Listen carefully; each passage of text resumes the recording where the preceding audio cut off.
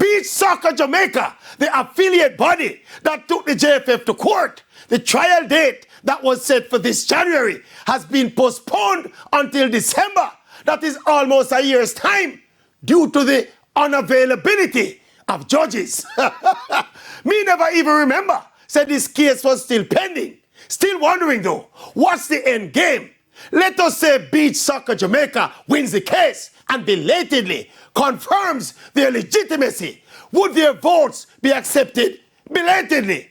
And even then, would these additional votes be enough to overturn the JFF elections or render them null and void?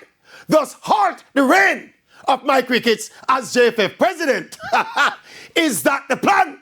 Or is it just about justice and fair play and a genuine desire to legitimately govern the sport of beach soccer in Jamaica?